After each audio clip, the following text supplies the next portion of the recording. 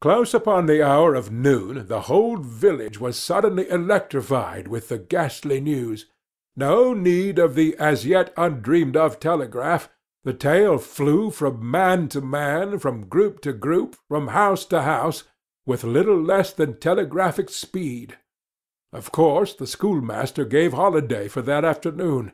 The town would have thought strangely of him if he had not. A gory knife had been found close to the murdered man, and it had been recognized by somebody as belonging to Muff Potter, so the story ran. And it was said that a belated citizen had come upon Potter washing himself in the branch about 1 or 2 o'clock in the morning, and that Potter had at once sneaked off. Suspicious circumstances, especially the washing, which was not a habit with Potter. It was also said that the town had been ransacked for this murderer. The public are not slow in the matter of sifting evidence and arriving at a verdict. But that he could not be found. Horsemen had departed down all the roads in every direction, and the sheriff was confident that he would be captured before night. All the town was drifting toward the graveyard. Tom's heartbreak vanished, and he joined the procession, not because he would not 1,000 times rather go anywhere else, but because an awful, unaccountable fascination drew him on. Arrived at the dreadful place, he wormed his small body through the crowd, and saw the dismal spectacle. It seemed to him an age since he was there before. Somebody pinched his arm. He turned, and his eyes met Huckleberry's. Then both looked elsewhere at once, and wondered if anybody had noticed anything in their mutual glance. But everybody was talking, and intent upon the grisly spectacle before them. Poor fellow! Poor young fellow! This ought to be a lesson to grave robbers. Muff Potter'll hang for this if they catch him. This was the drift of remark, and the minister said, It was a judgment. His hand is here. Now Tom shivered from head to heel, for his eye fell upon the stolid face of Injun Joe. At this moment the crowd began to sway and struggle, and voices shouted, It's him! It's him! He's coming himself. Who? Who? Who? From 20 voices. Muff Potter! Hello, he's stopped. Look out, he's turning. Don't let him get away. People in the branches of the trees over Tom's head said he wasn't trying to get away. He only looked doubtful and perplexed. Infernal impudence, said a bystander. Wanted to come and take a quiet look at his work, I reckon. Didn't expect any company. The crowd fell apart now, and the sheriff came through, ostentatiously leading Potter by the arm. The poor fellow's face was haggard, and his eyes showed the fear that was upon him. When he stood before the murdered man, he shook as with a palsy, and he put his face in his hands and burst into tears. I didn't do it, friends, he sobbed. 'Pon my word and honor, I never done it. Who's accused you? shouted a voice. This shot seemed to carry home. Potter lifted his face, and looked around him with a pathetic hopelessness in his eyes. He saw Injun Joe, and exclaimed, Oh, Injun Joe, you promised me you'd never. Is that your knife? And it was thrust before him by the sheriff. Potter would have fallen if they had not caught him and eased him to the ground. Then he said, Something told me if I didn't come back and get... He shuddered, then waved his nerveless hand with a vanquished gesture, and said, Tell him, Joe, tell him. It ain't any use any more. Then Huckleberry and Tom stood dumb and staring, and heard the stony-hearted liar reel off his serene statement, they expecting every moment that the clear sky would deliver God's lightnings upon his head, and wondering to see how long the stroke was delayed.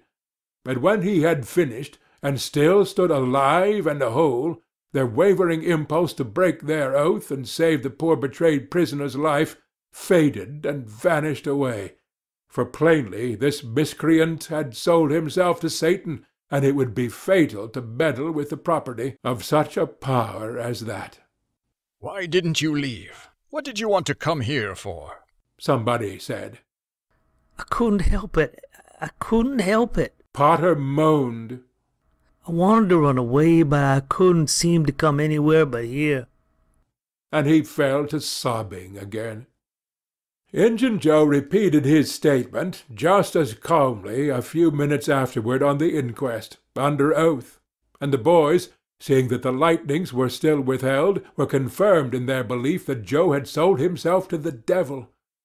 He was now become, to them, the most balefully interesting object they had ever looked upon, and they could not take their fascinated eyes from his face. They inwardly resolved to watch him nights when opportunity should offer, in the hope of getting a glimpse of his dread master. Injun Joe helped to raise the body of the murdered man and put it in a wagon for removal, and it was whispered through the shuddering crowd that the wound bled a little. The boys thought that this happy circumstance would turn suspicion in the right direction, but they were disappointed, for more than one villager remarked, It was within 3 feet of Muff Potter when it done it. Tom's fearful secret and gnawing conscience disturbed his sleep for as much as a week after this, and at breakfast one morning Sid said, Tom, you pitch around and talk in your sleep so much that you keep me awake half the time. Tom blanched and dropped his eyes. It's a bad sign, said Aunt Polly gravely. What you got on your mind, Tom? Nothing. Nothing I know of. But the boy's hand shook so that he spilled his coffee. And you do talk such stuff, Sid said. Last night you said, it's blood, that's what it is. You said that over and over. And you said, don't torment me so, I'll tell. Tell what? What is it you'll tell? Everything was swimming before Tom. There is no telling what might have happened now, but luckily the concern passed out of Aunt Polly's face, and she came to Tom's relief without knowing it. She said, Sho, it's that dreadful murder. I dream about it most every night myself. Sometimes I dream it's me that done it. Mary said she had been affected much the same way. Sid seemed satisfied. Tom got out of the presence as quickly as he plausibly could, and after that he complained of toothache for a week, and tied up his jaws every night. He never knew that Sid lay nightly watching, and frequently slipped the bandage free, and then leaned on his elbow, listening a good while at a time, and afterward slipped the bandage back to its place again. Tom's distress of mind wore off gradually, and the toothache grew irksome and was discarded. If Sid really managed to make anything out of Tom's disjointed mutterings, he kept it to himself. It seemed to Tom that his schoolmates never would get done holding inquests on dead cats, and thus keeping his trouble present to his mind.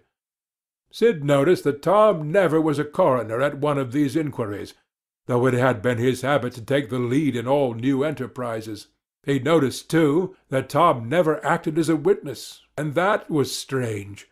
And Sid did not overlook the fact that Tom even showed a marked aversion to these inquests, and always avoided them when he could. Sid marvelled, but said nothing.